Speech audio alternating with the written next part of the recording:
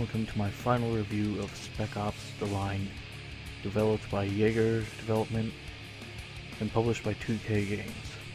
If you viewers are interested in seeing my experiences with this game firsthand, then please direct yourself to my blind playthrough of this game, which I posted on YouTube with a live commentary. To begin my review of this game, I'd like to first discuss what is probably this game's strongest point, which is the story and the setting. The setting of this game is the city of Dubai within the United Arab Emirates, following the experiences of Captain Martin Walker, which is the player character, and his squad consisting of Lieutenant Adams and Sergeant Lugo.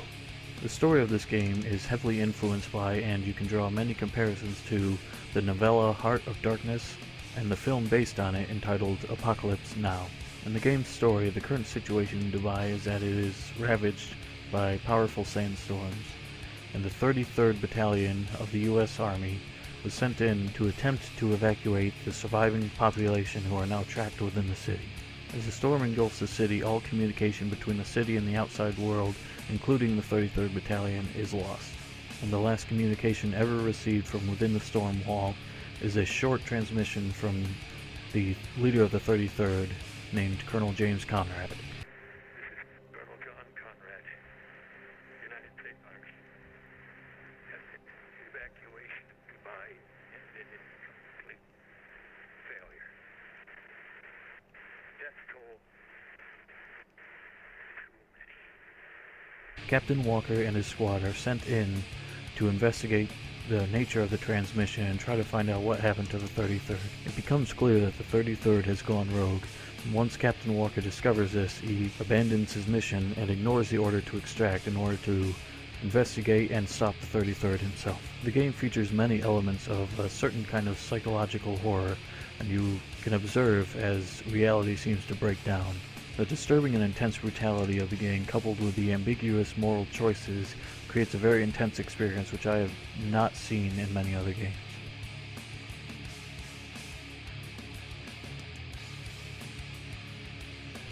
Now let's touch on the all-important gameplay. The game is a very solid and action-intensive third-person shooter, but it fails to break the mold in any way. There are a variety of weapons in the game for the player to use, and they all have their own unique pros and cons. Shotguns only work over a short distance, but they provide a powerful punch at close range. Assault rifles and machine guns provide an intense amount of firepower at short to moderate ranges, and most weapons have an alternate firing mode, such as burst fire, or an attached grenade launcher, or even a suppressor, although there are very few occasions to use it. You can issue simple orders to your squad, although these orders are limited to firing on a specific target. With no means to control your squad's movement, this area is certainly where the game falls short. The enemy AI is generally more than competent, as they will actively seek out cover and attempt to flank you if you are well entrenched. The firefights are extremely brutal and very action-packed, and it's very easy to get engrossed in the combat as you vault over cover, knock enemies to the ground, and beat them to death with the hilt of your gun.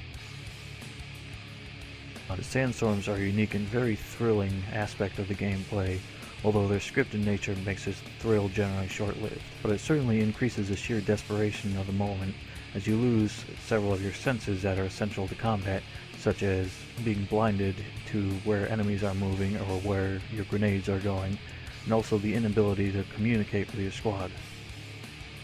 Now let's touch on the visuals shortly. Now I've personally never been a huge stickler for graphics. I never felt like it was really that essential of a gameplay component. Nevertheless, this is still an aspect of video games that is important to many players, and so I will discuss it to the best of my ability. In general, the graphics are very good, although they do not necessarily compete with many of the high-budget games of today. There's a huge attention to detail of this game, both in terms of the environments and the characters. Things such as skin and uniform textures are very well done. Facial animations and lip movement are very realistic and properly synced, and motion capture was very well done so that the animations look realistic and obey physics. The environments are huge and incredibly detailed, and it looks like the developers spent a lot of time making sure they got as close to the true Dubai as possible. The textures are occasionally very poor, especially the low-res textures at far distances, which which becomes more noticeable as you're peering at distant enemies through a scope. Admittedly, my computer system is a little bit dated and cannot handle many modern games at maximum settings, so I may only be speaking from my experiences personally when I discuss the amount of lag and hiccups I experienced, especially during cinematics. Speaking of cinematics, this is one area where the game truly delivers. The cinematics are very intense and quite frequent, so if you have a problem with watching frequent cutscenes, well, don't worry, because you can skip them.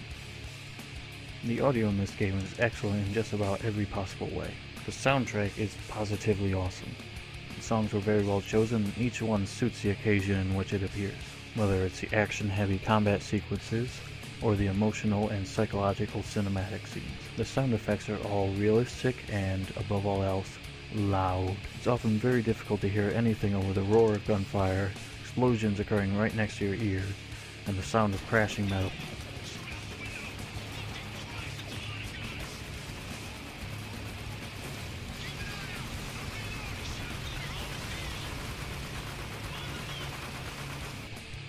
Everything just sounds very realistic and really adds to the intensity of the entire game. Unlike most games, there isn't a single moment where I have something to complain about in terms of the voice acting.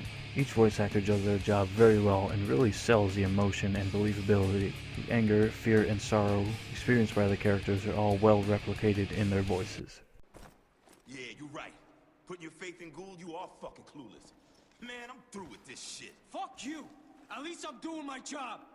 You're the one who's fine, just sitting back, waiting for things to unfuck themselves! You think I like watching these people die, huh? You think I won't carry this shit to my fucking grave? Stand down! Both of you! Stand the fuck down! The fuck is wrong with you two? We're in the middle of a fucking war zone, and you're fighting in the dirt like a couple of goddamn kids!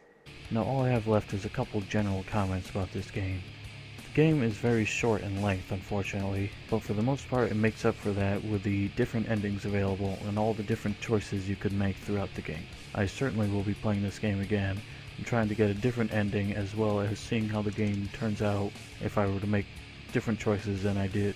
And of course there is a multiplayer component to this game, but I unfortunately have no comment on that because I'm not really a multiplayer gamer and I did not touch it at all. So if you want to know more about that, you'll have to see another review. Sorry. Altogether, I'd give this game about a 7.5 to an 8 out of 10. I don't regret a single cent I spent on the game, but there's certainly no shame in waiting until it becomes a little bit cheaper before you make an investment in it.